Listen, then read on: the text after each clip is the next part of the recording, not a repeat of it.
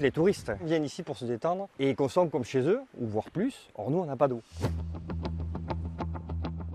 Combien d'eau consommez-vous en vacances et que devient-elle? Dans les régions d'Europe où l'eau se fait rare, des hôteliers cherchent à l'économiser, voire la réutiliser. On commence dans le sud de la France, en Occitanie.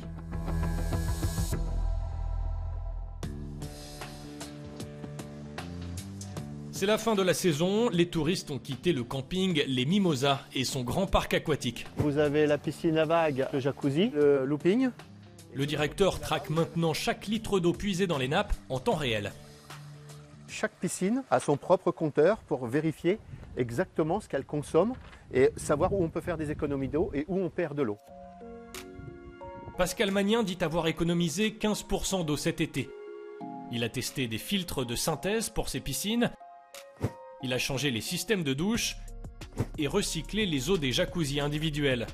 Sa prochaine cible, les eaux grises des bungalows, un projet pilote. Donc là, vous avez le système douche, l'eau du lavabo qui est là. Ces deux eaux sont récupérées et traitées et renvoyées au niveau du sanitaire qui est juste derrière vous.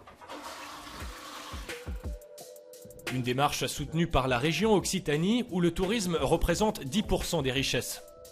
On fait des opérations fortes qui ensuite ont capacité à être développées dans d'autres sites. On est sur prévoir l'avenir, anticiper et faire en sorte que les politiques de l'eau nous permettent de nous adapter au changement climatique qui impacte la vie des gens, qui impacte la vie économique. Le camping a pris part à un projet européen regroupant des partenaires d'Occitanie, de Catalogne et des Baléares. On a beaucoup à apprendre sur les techniques énergie dans le nord d'Europe et le nord d'Europe à apprendre de nous sur la question de l'eau. L'Europe ne peut pas se faire sans la Méditerranée. Les solutions arrivent à travers la coopération. Direction maintenant la Catalogne, un autre établissement partenaire du projet sur les hauteurs de Gérone.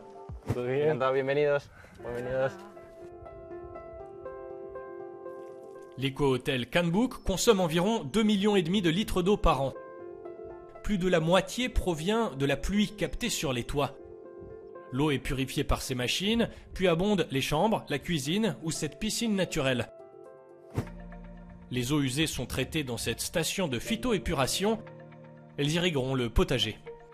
Podemos decir que realmente el hotel ahora mismo es viable a nivel económico y también a nivel energético y de permacultura, porque cuando vinimos aquí miramos los análisis que teníamos de biodiversidad, de cantidad de materia orgánica en la tierra, de cantidad de agua, y ahora tenemos valores el doble que cuando llegamos.